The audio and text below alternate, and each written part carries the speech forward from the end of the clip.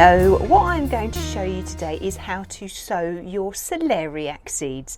Now I love celeriac. Celeriac is just, it tastes like celery, but it's a lovely root vegetable, and it is really quite an ugly vegetable. I kind of class it as the ugliest vegetable in the world, but it is so tasty.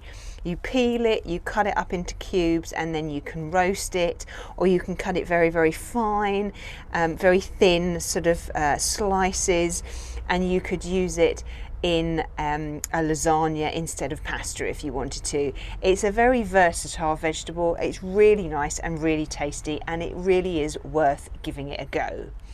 It does take a long time to grow, so you need to sow your seeds in March, and make sure that you sow them by the very end of April. If it gets to May and you haven't sown them, then don't. Leave it until the following year. Now this is celeriac here. This is the most popular variety that you can usually find, and it's called monarch. As you can see, it is quite an ugly root vegetable, but it is so tasty. It tastes very much like celery, but has a slightly more earthy flavour to it. Now I'm going to sow some today, so let me show you how I sow mine.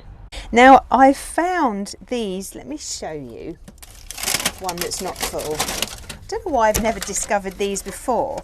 And you've got 5 little sections here, and they fit beautifully in one of the seed trays. They're absolutely fabulous. Now I've filled all 5 of them. I'm not going to sow all 5 of them with celeriac because that's just crazy. I'm just going to sow one, use one area, and then I'll sow other seeds in the other 4 sections. Now all I've done is I've put a load of multi-purpose compost in here. I've just put it on very, very loosely, and then I find that once you've put that on, then if you push the compost down, then it goes down enough to just the right depth so you can sow your seeds and then put a little bit more on top. So I'm just going to do this one section here. I'll show you how to sow your celeriac, and then in the next videos afterwards you'll see me adding seeds to these. It's a great way to save a load of space. Now I've pushed the compost down, and I'm going to now sprinkle the seeds on. Actually, I'm going to, well, I don't know how many are in there, but I'll do the last few.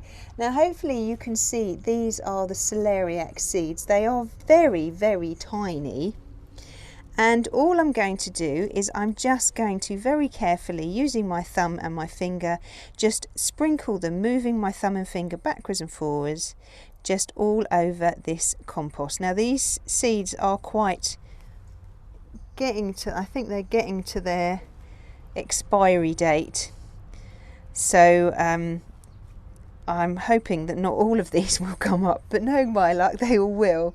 So I will just take out the ones that I need, but sprinkle whichever ones you want to put on. The germination rate for them is usually pretty good, but once they get past their expiry date, yes, these need to be sown by the end of this year, so hopefully they should do quite well. Once you've sown your seeds, then just sprinkle a little bit more compost on top like that.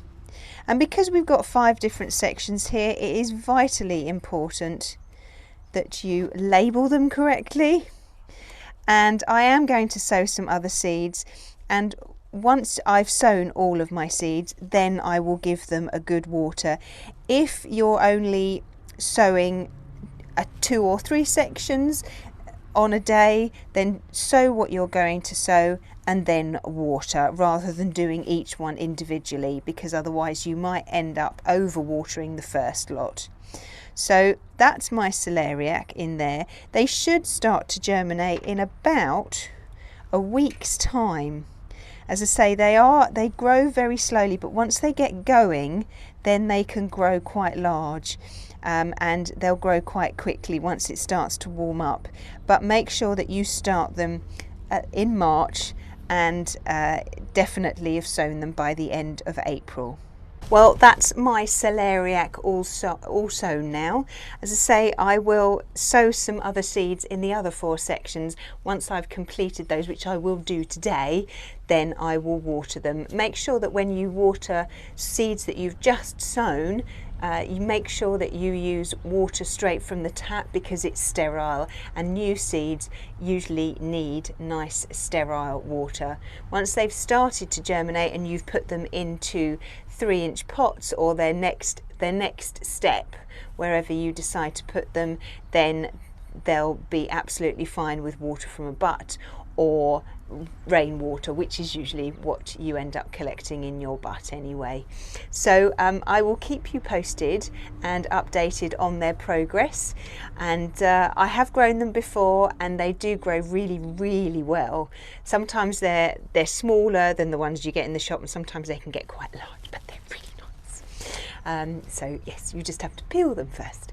Anyway, I'll show you all of those steps as and when I come to it.